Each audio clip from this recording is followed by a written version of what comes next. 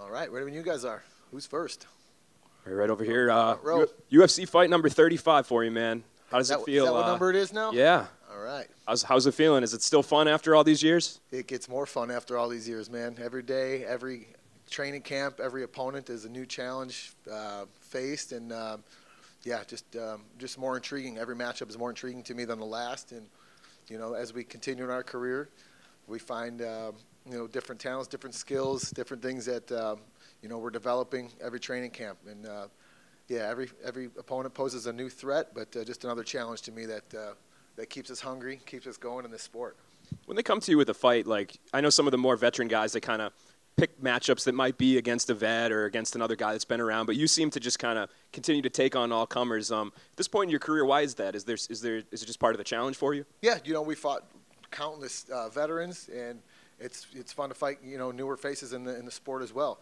Rafa Garcia is one of these guys who's been super active since he got onto the UFC roster, and I feel like a guy like him in his shoes, he wants to take on, you know, a veteran that's been in the sport for a long time, you know, to see where he stands, you know, on that list. So, man, cheers to him. I know he's going to bring, you know, bring his A game, which I'm hoping for, and I'm super excited about the challenge, and it's going to be a lot of fun in there, man. He's definitely he likes to bang. We like to get out there and make it a wild fight. So this one's got fight of the night written all over it. Must be nice to kind of finally get on a streak of fighting in front of fans again. I know that's a big, important thing for you. So were you excited that this one was going to be here in Kansas City?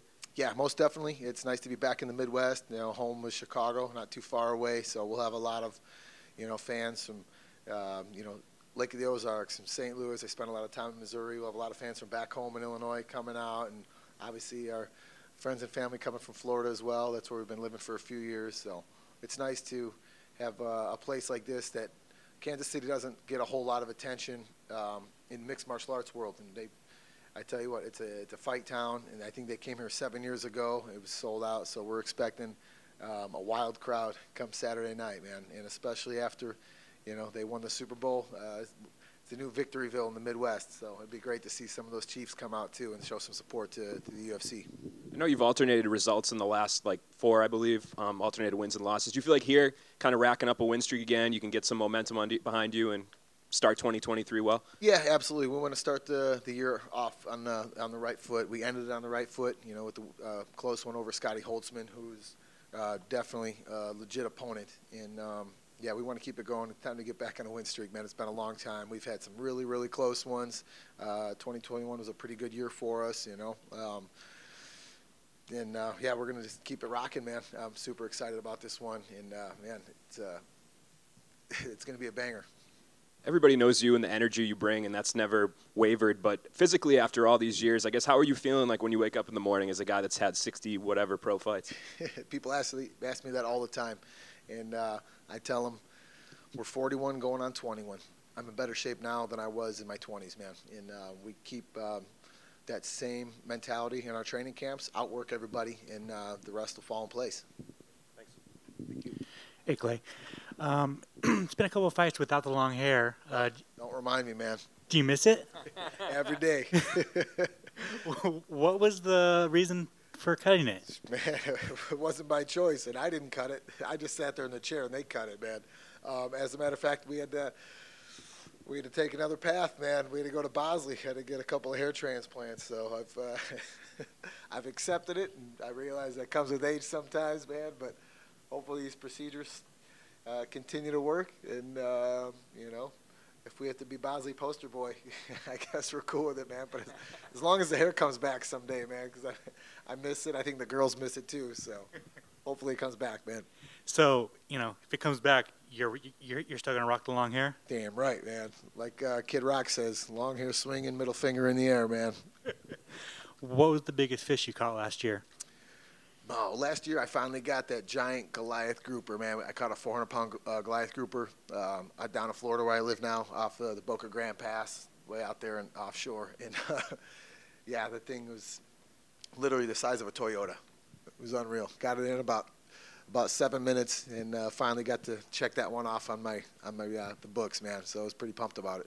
What's the fish that you haven't caught that you gotta catch before you're done? Man, I'm still waiting on a big tuna. We run our fishing guide service, Gills and Throws with Guida, and we're waiting on a big blue cow, man. I want to get my 200-pound or 300-pound, bluefin tuna, man. That's on the books right now. If someone hasn't fished, what's something that like they don't know about fishing that like maybe it's they think is boring, or what's something that you would sell somebody to? For someone that hasn't fished before, book a trip with us at Gills and Throws with Guida, and we'll show them an adventure they know that'll last for a lifetime, man. We have a great time out there. We got some of the best guides in the U.S. Freshwater, saltwater, you name it. We'll put them on some fish that'll change their lives forever, man. It's such a great challenge, and it's just so much fun being out there on the water, and we make it a lot of fun for them, especially for new fishermen, for seasoned vets, whatever it is. Everyone has a good time when they come out and get on the water with us. I think it was like 4 fights ago. Like you asked the UFC for like these younger up and comers. After Rafa, are you gonna want those veteran fights again, or do you just like you said, or like you welcome the newcomers? At this point in our career, we've always welcomed everyone. We've never turned down a fight, and we're not going to change anything now, man. We know that we pose a problem for every individual, for every opponent out there on the roster, and we're going to continue to do so and just keep checking them off the list, man.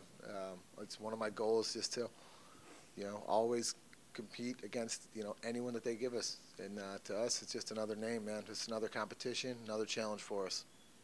Another vet got into the Hall of Fame, Don Cerrone. You came up with him with the WEC, UFC. Yep. What were your thoughts on him going in? Welcome to the club, Donald Cerrone. It's a prestigious club. It's an honor, man. It was a long time coming for him.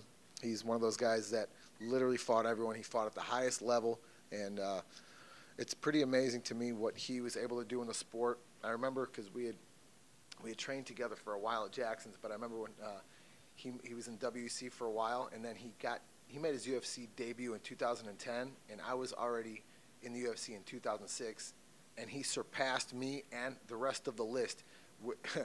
He's got more fights than me in the UFC, and he started 4 years after me. I was like, man, this guy is just a machine. He would fight anyone on short notice, whenever. It doesn't matter. He would go up weight classes, down weight classes, and he would always come out and put on a show. And that's what fans want to see. That's what the organization wants to see. And that's why he was a first ballot Hall of Famer. Well-deserved for him and his family. Congratulations, Donald Cerrone. And then finally, I asked Jim Miller this, but if you could get one rematch throughout your career, who would it be? Man, that's a good question.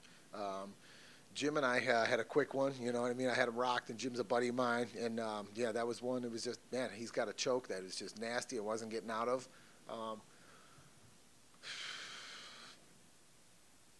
We've had so many fights. It's hard to pick one.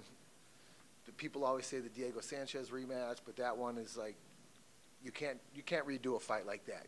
We saw what happened with Stephan Bonner, and rest in peace, and Forrest Griffin. The second fight just wasn't like the first one, so it's like sometimes you just have to leave that one alone.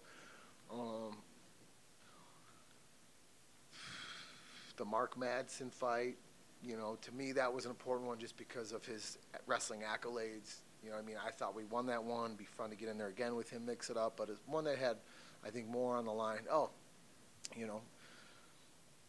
The Ben Henderson one would have been good to get back because that was #1 contender. That would have got me my shot to, finally fight for a belt. That was a close one. That was a split decision.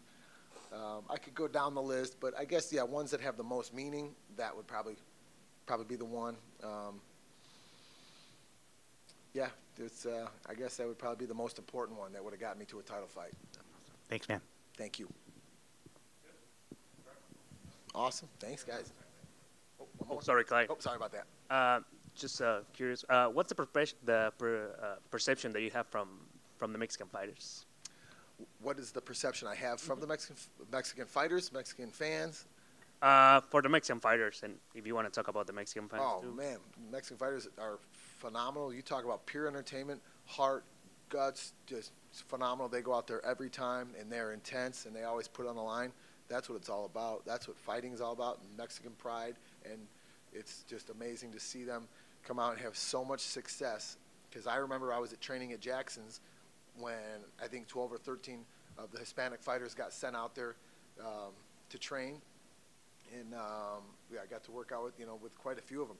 Chito was there, Yair Rodriguez was there, Guido, Canetti. I mean, the list goes on. Mowgli. We got to train with all of these guys. They were living in the dorms at Jackson's gym, so we got to see. I guess you could say almost the beginning of that, and to see how much success they've had as of late, it's phenomenal. They are just so dedicated to the sport, and man, do they put on entertaining fights. To see Brandon Moreno, and see what Cain Velasquez has kind of started, and these guys are just kind of carrying the they passed the torch and they're carrying it now. So it's awesome to see. So I'm honored to fight Rafa Garcia. It's going to be just a phenomenal fight. Thank you, Clay. Thank you.